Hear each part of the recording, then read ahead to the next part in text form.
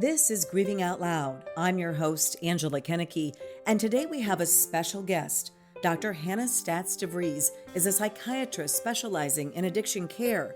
She's also a valued member of our Emily's Hope Board of Directors. And today, she's sharing all of her knowledge about substance use disorder with us. It's just challenging because there's so much stigma around it. There's so much choice that people find ingrained into it, like family members saying, this is a decision, why can't you stop? You just had 28 days of treatment. What was it even worth? And that's so hard when patients don't have that support because it takes more than 28 days for that healing to happen. Not only will Dr. Statz DeVries share eye-opening issues she encounters in her practice, but she'll also shed light on essential topics that family members of those battling substance use disorder should be aware of. But that's not all. We'll discuss some of the most controversial topics surrounding our nation's drug epidemic and addiction. I won't get started with the legalization also of marijuana, but I have my concerns. You have your concerns about marijuana. So the debate is out there, is marijuana addictive?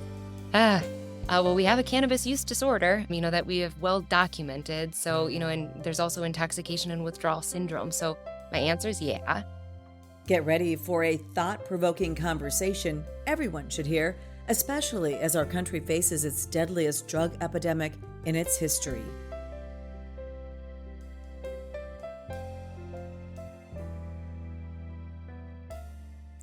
Hannah, welcome to Grieving Out Loud. I'm so appreciative that you're here. Thank you. Thank you for having me. And I'm also super excited that you joined the Emily's Hope Board. Yeah. Oh my gosh. Absolutely. It's an honor. Yeah, we are so excited to have you. You have such a great background in addiction medicine. And I want to just dig right into that and talk about your background, why you decided to go into this field of medicine, and what you're learning along the way. You're relatively new in the field, right? Yes, I am. I did my psychiatry residency in Chicago and followed that with a fellowship there for addiction psychiatry through Northwestern Memorial Hospital. And through mentorship, that just kind of seemed to be what fit in my residency training. For some reason, I gravitated toward patients who were suffering from addiction. And I think I can probably trace that back to college, maybe even high school, honestly, from like a nutrition and obesity standpoint, actually, and kind of the compulsory behaviors people will have with obesity. Talking about like food addiction. Like food addiction. And Nora Volkow, actually the director of NIDA, talks about that too. And so, yeah, I found it there. And I gravitated toward these patients and learned a lot. And maybe selfishly feel it's very rewarding when you see people succeed and when you feel like you've done something and can help and you see them in sobriety and just really doing so well. I would think, though, it's also a difficult field to be because, first of all, there's so much stigma around addiction and so much misunderstanding about what it really is, what causes it. Absolutely. I will say that my husband says this, like, addiction, like you chose addiction. This is so hard. And, he works in the ER and Also a doctor, your husband. Also a physician. And he sees addiction at, when people are at their worst, withdrawing from anything and maybe not wanting help at that point. And he'll ask me, how do you do this day in and day out? And I think largely where I'm at, in an outpatient setting, also residential, so a little bit more acute there, I'm seeing people when they say, hey, I need help and it's time. And sometimes it's family finally feeling like they were able to effectively reach that person, when you struggle so much because we see it, right? We can see it from the outside, but when that person isn't ready for it, it's hard to reach them. So you're saying the area of addiction you're working with the patients once they decide they do need help, which, before that, it can be just so grueling and such an awful experience for everyone involved, the family, friends, the patient themselves. Excruciating. And I think the difficult part about that, and that's the crux of treating addictions, you look at motivational interviewing as a cornerstone for treating patients. And as soon as I find myself telling a patient what they should be doing, gosh, they shut down. Whether it's they leave, against medical advice, they don't come back for an appointment, or, I hear it from family or others. And so I think finding from within where that person's at and meeting them where they're at and kind of really trying to target what are your goals, what are your values, and and how can I help you reach those? And that change has to come from within, and it's hard. I did an early podcast in season 1 with Dr. Matt Stanley, who's a colleague of yours. Yeah. And we talked about how addiction is a disease of the brain. Mhm. And I think that there's just so much misconception about that still to this day. The public generally doesn't believe it's a disease. They think it's either a character problem or a matter of willpower. Can you explain it in a way that people can understand how substances take over the brain? I can. With addiction, our brain is an organ just like any other organ. And when we start drinking, consuming drugs, using whatever it might be that has a habit forming potential, what happens is what the progression is, it's a biopsychosocial pattern or the route that takes. First and foremost, the drugs or alcohol start to take over your brain, your central nervous system. Everything else kind of still seems to be going okay. Psychiatrically, mentally, depression hasn't really started to show or manifest, and anxiety, even insomnia. You're doing okay. Well, then that psychiatric kind of side of things, you're not sleeping as well, or you're maybe feeling anxious because you're going in and out of intoxication and withdrawal. And that drug, that pathway deep in the limbic system, really, of your brain is starting to take over. Last but not least, friends and family say, hey, Joe, or whoever it may be, what's wrong? Like, something's wrong. You're not showing up for work, and that's the social piece. So the biopsychosocial. Well, the problem, or what people don't see with this disease model, is recovery occurs in the opposite direction, where socially, people start to look better. So people come to my 28-day residential treatment center, and, I'll say, hey, you've been here for a couple weeks. You look great. You look awesome. You must feel great too. And patients will look at me like, am I supposed to say yes? And really the answer is no. It can take, months, years, really, before someone's back functioning where they were before everything happened. Years. And that's something that we call post-acute or protracted withdrawal. So socially, people start to look better. Then kind of comes next is the psychiatric kind of side of things. Anxiety, maybe depression starts to lift, sleep starts to normalize again. But then there's your brain. That's the biological side of things, where the drugs or the alcohol have so deeply ingrained themselves into your biology that it takes time to heal. That's what I've heard. It takes up to 24 months for the brain to heal from drugs like meth or heroin or opioids. Mhm. And we only treat people for 30 days. I often say that's dictated by insurance companies, but where did that model come from? And would it be too cost prohibitive to really treat people for like a year and a half to 2 years? Gosh, really good questions. I'm not sure.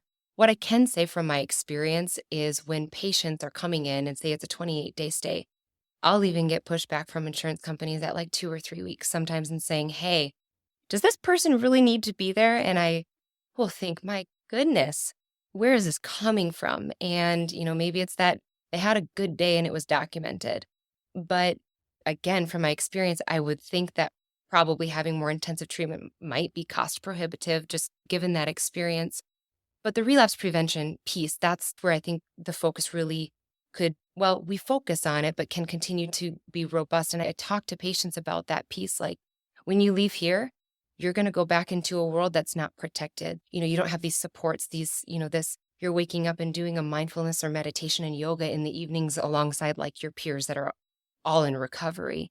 You're going to go back to reality at some point. And how are you going to work with those triggers? Because, we say people, places, things, and even just being around those people, places, things release just that tiny bit of dopamine that will put someone back into the place, and that can be the trigger.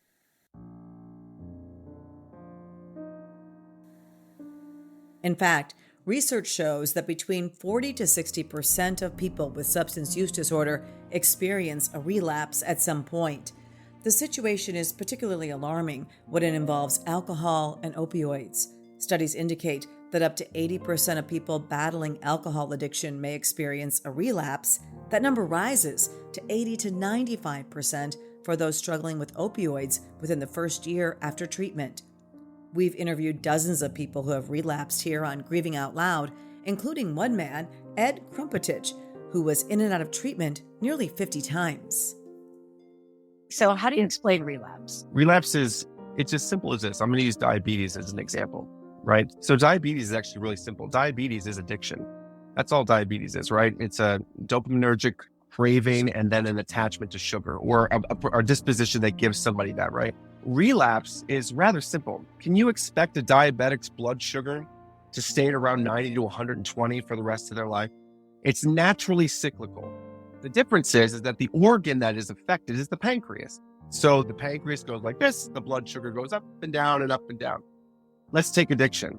Addiction's disease lives in the brain. So picture that pancreas now as a brain. When your waves go like this, that's like not asking somebody who's eating every day to not have a blood sugar change. The chances of somebody staying sober with that amount of change in a brain is minuscule. So relapse is just decoding those attachments as they come up and they go down. They come up and they go down. Because when the brain is the diseased organ, it is one of the hardest to detach. Relapse is not only difficult for those who suffer substance use disorder, but also their friends, family members, even their doctors. Does that forever frustrate you?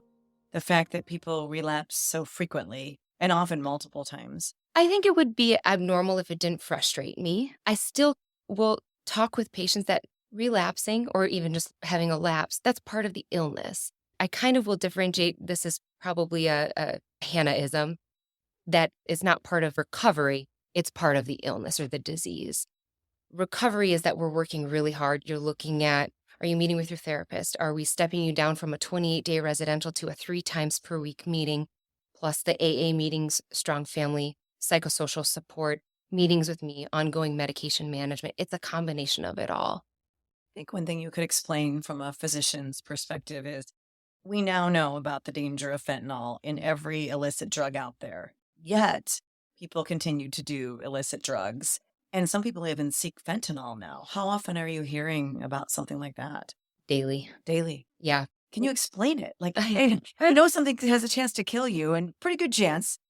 Can you explain how the brain is working or what is happening with that person? So what I've seen, people not even seeking fentanyl, there's fentanyl that's getting laced into just drugs, whether it be cannabis and others. And, I've seen this even in some of the recent articles that you've written, that we know that this is a problem. What the dealers and people who are on the supply side of this know is if they can get someone hooked, then that person is going to come back for more and they're going to want it from that dealer. So sometimes it's an inadvertent, hey, I started using and now this is what I need. And hey, it's actually fentanyl at this point. And that dopamine release, that trigger and that disease pathway, it just takes over and it becomes, that's what people want. And that's the disease clouding their judgment because the pleasure limbic center in the middle part of their brain has fully taken over that decision making, that judgment, that frontal part of your brain. It's hard for people who don't suffer from substance use disorder to understand. It is. It's so hard to understand. And that's that recovery that can take up to 2 years to really be back to a good baseline. And have you lost patients to fentanyl? I'm sure I have. I don't always hear about that because they don't come back to my clinic. Right. So I wouldn't be surprised if that has happened. What has been maybe the most rewarding thing? Do you have any patients that have really touched your heart or you've seen such a big difference in working in this field? Yeah, so many come to mind. I don't even know where to start. From younger to older, patients that have over 10 years of sobriety. And also even in that, I'll say, hey, don't lose sight of what you've done with use. If you were to go back, it'll be just like yesterday that you last used if you go back to this because your memory is so closely tied with the addiction from the past. But yeah, from younger to older patients and, some still in Chicago that I'll occasionally kind of wonder about, and I hope they're doing well. What did they teach you that you needed to learn? I'm a physician, and I will tell patients how to get well, what to do. We want to fix people. That's what physicians do. And I think I learned that the more I tell, the more I kind of say, this is what we have to do in X, Y, or Z, or if I do that too much, it doesn't work. And I have failed, in that sense, whether it be that a patient doesn't show back up and I wonder, what did I do? Was it me? Or maybe it was the disease and I won't know. What I think I've learned is patience, compassion, self-compassion, grace, that it's not just my medications. My medications are powerful and they can and should be used. And I will emphasize that till I'm blue in the face with my patients. And at the same time, we have to focus on therapy too. Maybe it's 50-50. Maybe it's 70-30. Maybe it's even 80-20 in terms of percentage for therapy and for medications. But what I do know is it's a combination of both. And that's that relapse prevention when someone's leaving treatment. What are they doing to continue to engage in sobriety and recovery? Let's talk about medically assisted treatment because we know there isn't enough of it and it's not for enough addictions, right? So you have Suboxone for opioid addiction and you utilize that. Can you Yes. talk a little bit about that? Yeah, I think Suboxone is a great treatment. I have a lot of patients that are on it, and I did a lot of this also in Chicago. Patients have to be ready for it. There's challenges with prescribing it and challenges in managing it, and a lot of education is kind of one of the things that I will kind of go back to with patients, with colleagues to try to kind of get this out there. And by far and at large, I'll oftentimes find myself having to explain to patients, Suboxone is an opioid. And I'll bring this up to a patient and say, hey, what about Suboxone? Every so often I'll get I don't want that one. And I'll say, okay, let's take a step back. Why that reaction? What's your concern with the Suboxone? And oftentimes it's, well, I've tried it before. I had that and gosh, it made me sick, or it didn't work. It did nothing for me. And oftentimes what happens in that case is someone has gotten it from a friend. They've taken it incorrectly. They've precipitated their own withdrawal. And it's very uncomfortable when that happens. And so I'll go back to step one and say, this is an opioid. When you're ready, let's do it. I don't want you to white knuckle this on your own. That's not fair to you. And so I do a lot of education. I put it in their hands. I say, when you're ready, you let me know. And I have had people come back and say, hey, I think I'm ready. It happened yesterday. Someone wanted to stop it. They were just on a very low dose. They stopped it. And then they said, I don't feel good. I don't think I'm ready. I was like, I'm glad you came to that. Can you explain how Suboxone works? Yeah. Suboxone's a partial opioid agonist. So we're looking at full agonist opioids. That's things like Norco, the hydrocodones, morphine, fentanyl. Those at 100% will stimulate your opioid receptor. So I'm thinking the kind of analogy I'll use is a pedal to the metal, in a car. And Suboxone or buprenorphine is a partial opioid agonist.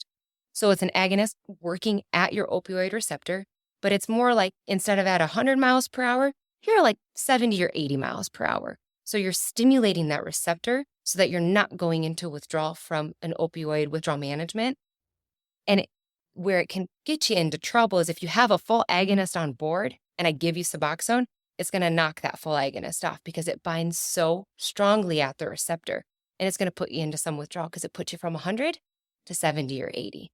Does it give you a high? There are ways to abuse medications. So only by misusing or abusing it. Right. What done under the prescription, you're good. So what about the argument of treating drug addiction with another drug? I mean, that's one of the things that you've been hearing over and over again since this medication came out. It's a treatment that we have. We see people succeed. I see people that get jobs. They get their life back. They go on to be able to do the things that they once loved. It's what are you replacing? You're replacing an opioid. And some people can't get past that kind of picture of, gosh, I'm just replacing one with the other.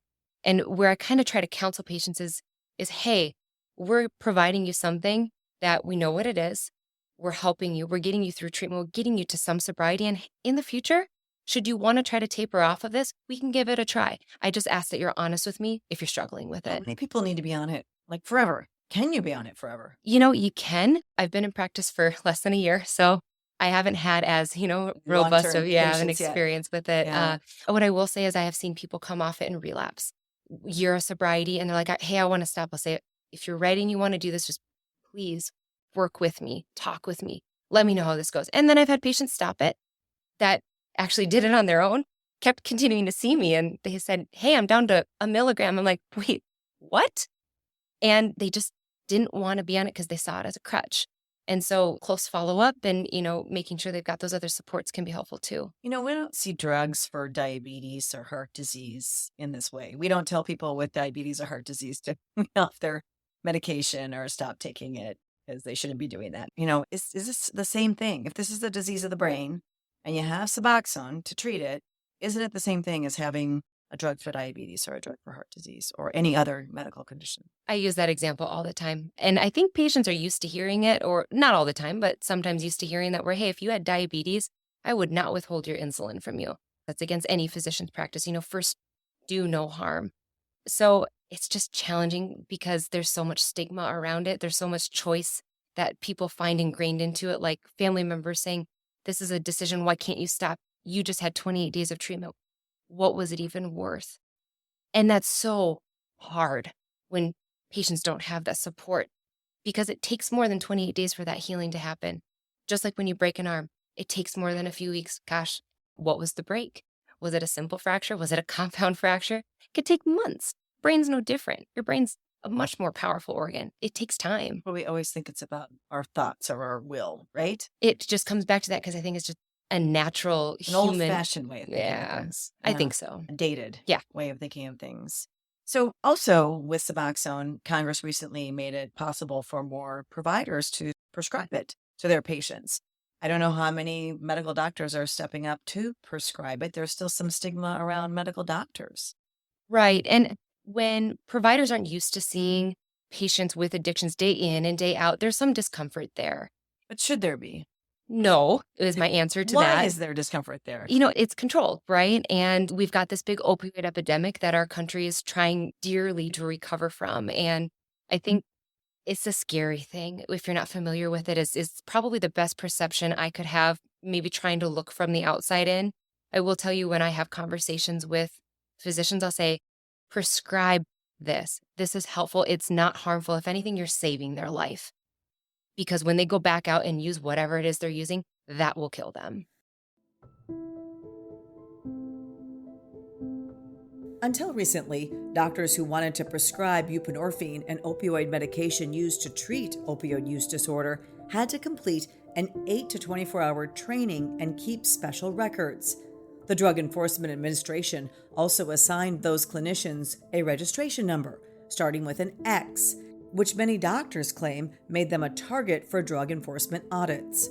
But thanks to new legislation, any doctor can now prescribe buprenorphine as long as they have a DEA number.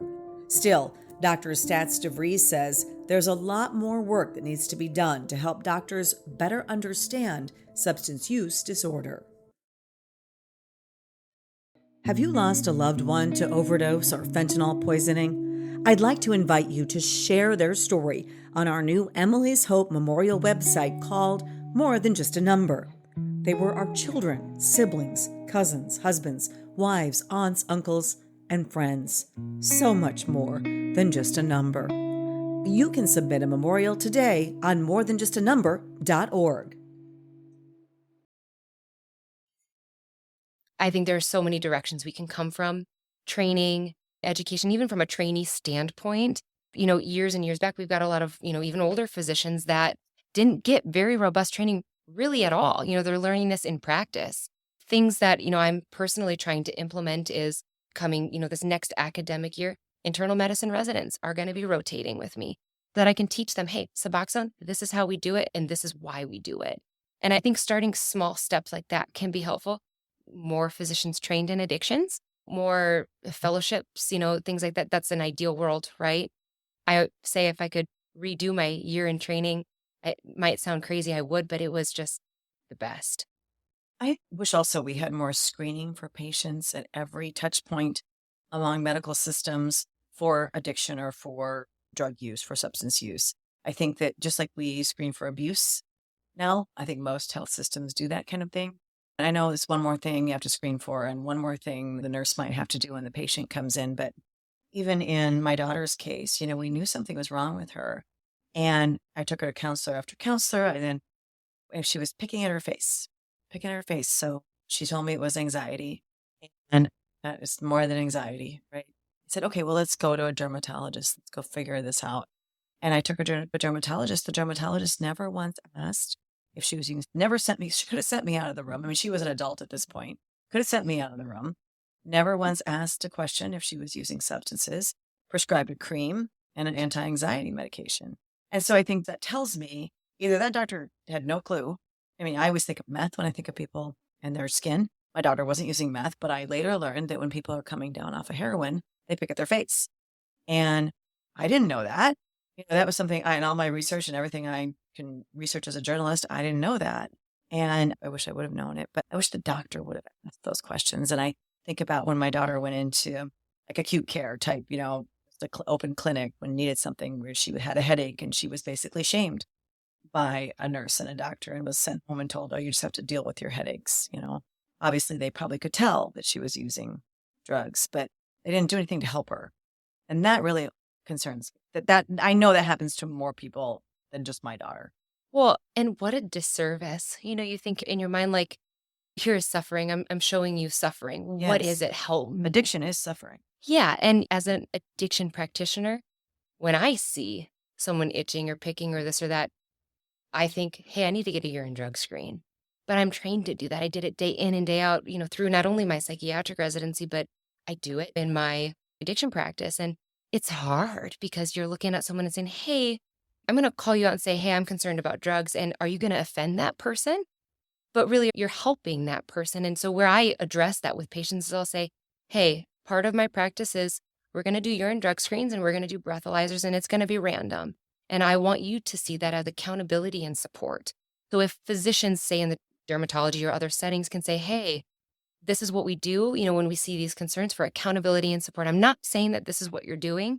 And this is just one thought, one idea that could be done to maybe address that, to then start that conversation. Because given a questionnaire, you just write no down the line. Yes. You know how it goes. Yeah, people won't always be honest. That's true. But I often thought just the fact that my daughter was willing to go to the doctor and she hated how her face was looking, what she was picking at. She hated that. And that might have been the point where if someone would have addressed it outright and confronted her with it, we should have admitted it and gotten help. You just don't know. You don't know. But instead, it was just like, here's another anti. And she'd gone to a psychiatrist before that who prescribed Klonopin. So it was just kind of a messy path. Yeah. There wasn't any clear direction. And I hear from so many parents and other people who have a loved one suffering from substance use disorder, and they don't know what to do. And that's the hard thing is I don't know what to tell them to do because I tried to do all the things I could for my daughter and reached out to so many different people in the medical profession, and none of it helped. So it's a tough thing to tell a loved one. What can you do? I find families are incredibly important. When I see my patients in the outpatient setting, even in the residential center, I have them sign releases of information. I request, hey, I have to talk to your family and your loved ones because if I don't get them involved, we're going to be back at square one potentially when you go. And I know you want to do this on your own. And I know you feel you got this. I just want people to be there for you. And I want to be able to kind of incorporate other people in your support system. The issue when we're identifying it and how do we do it? I mean, if we're not kind of getting from step A to B to C and finding, hey, this is an addiction provider I'm going to go to. How are you catching it in internal medicine or maybe the ER where they're doing urine drug screens regularly? Maybe that would be a place to start. Take your loved one there. That's done regularly. And probably one of the more common places that I see it done regularly, other than in my small addiction practice and, one of the addiction providers here that does regularly do that and ask for it. Right. But that could change. I mean, we could change that as a society. We could. Yeah, we could make it easier for people to navigate this. And Sure. But there are no real clear steps. I think that's part of the problem I have when people reach out to me is I'm like, well, I don't have all the answers. I often say if I had all the answers, my daughter would still be alive. Yeah. And unfortunately, so many people are dying now.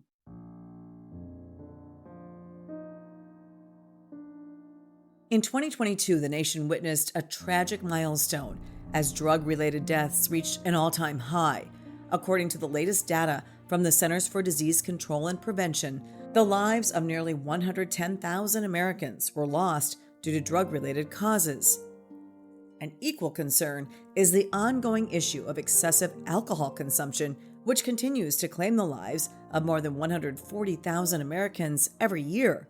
To put it into perspective, that means approximately 380 people lose their lives every day due to alcohol-related complications. I even look at the legality of alcohol. What's the number one substance use that we're treating across the U.S. at all of our centers? All kinds of medical conditions. Yeah.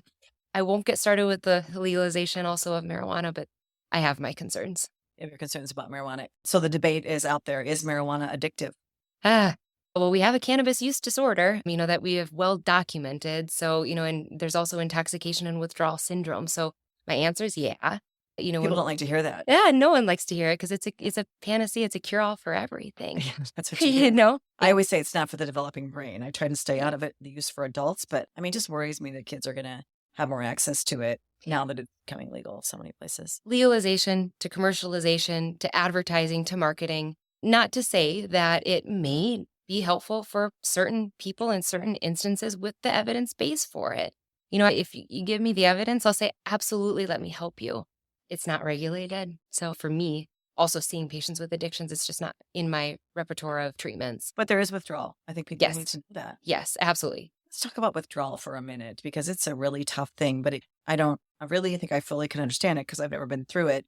But I've heard it's not just a physical thing, that it's a psychological thing. And it's just almost like a break for people. When I say break, I don't mean like a good break. I mean like break internally and psychologically. Yeah, all of the above. This is where, we had kind of the opioid crisis with prescription medications, as being one of the waves of the opioid problem, followed by, hey, doctors saying, we can't give this because we have a problem. And now patients are left without meds, going then to things like heroin, fentanyl. And because the withdrawal is so uncomfortable, if my doctor won't prescribe me the copious amounts of opioids that they once were, well, now I feel really crummy. What do I do? Hey, your friend over here says, I can help you. And then the next thing you know it's heroin. And to kind of speak to your question with the withdrawal, it's physical, it's mental. And that's that disease piece where the addiction has started to wreak havoc on your dopamine pathways and release abnormally large amounts of dopamine in your brain. And that's your pleasure center. That's your survival center. If drugs take over your survival center, it goes from wanting drugs to saying, gosh, I don't just want it. I feel like I need it and I need it to survive. What a scary thing. Yeah, it's very scary. And I think that's a piece that's very important to point out because someone who is suffering from substance use disorder does think they need the drugs to survive. Right. And that's so hard. It's because we see it over and over again in society where people will, they'll lose a job, they'll stop taking care of their children. And it's so hard to understand because the brain really has been hijacked. Hijacked by dopamine. Yep. Right. That's how I actually describe it to my patients. Right. So what do you think the future is for addiction medicine? Do you have any high hopes here? Any kind of medically assisted treatment for meth around the corner or anything like that? I think there's a lot of research going into that. I hope that there's more that's being developed for some of the other substances. We've got 3 FDA-approved medications for alcohol use disorder. It is more than we've ever had. More than we've ever had. And then that naltrexone piece kind of being used for cravings and a lot of other addictive behaviors. We use it. I just heard that Ozempic may help with addictions. I wonder if that's true. You probably have no opinion on that because you don't know, but I mean, I've been hearing that. I have an unread message in my email right now on just that. So I haven't read it yet, Interesting. but I've heard about it too. Yeah, I don't know. I always feel like there's bound to be a price to pay with a drug like that in the long run. But I don't know. I mean, if it would help people, who knows? Right. Who knows? I also think I love to see Emily's Hope scholarships go to a addiction care center that's affiliated with a medical system. And I think that's what I love to see the most is addiction care affiliated with the medical system rather than someone just hanging. Not that centers that just hang a shingle up are bad and start a center. They could have good people. They could be good. But I feel like this needs to be treated within a medical system because it is a disease of the brain. I couldn't agree with you more. There are treatment centers all over the United States. And if someone can't go to one for one particular reason that maybe I'm recommending, say, please just go somewhere where it's a physician that's overseeing your care. Right. Because my understanding is that if an insurance company is going to allow insurance dollars to pay for a treatment, at that point, I can't tell you further unless I know the people that are treating you. If it's just somewhere where you're going to do groups day in and day out and not have family contact or family sessions while in treatment and reaching out so that when you leave, you're not just left empty-handed. Right, right. Well, I appreciate everything that you're doing. Thank you so much. Thank you for joining me today. I know you're so busy. You got a baby, you're a mom, and you're working and running this addiction care center and doing all these things. How do you manage it all? I've got a really supportive husband and a really supportive family. And I love what I do. And until I'm overwhelmed, at that point, I think my husband will know. And Angela, thank you for your passion for this and for your help. And I know that our residents at the addiction care center and receiving your scholarships, it makes a difference. When patients can't pay for treatment, that should not be what's limiting them. So thank you. Well, thank you for saying that. I mean, that's why we do it. We want to take away the barriers. I mean, finances can be a big barrier. Yeah. For people getting treatment. They are. Yeah. Thank you. Thank you.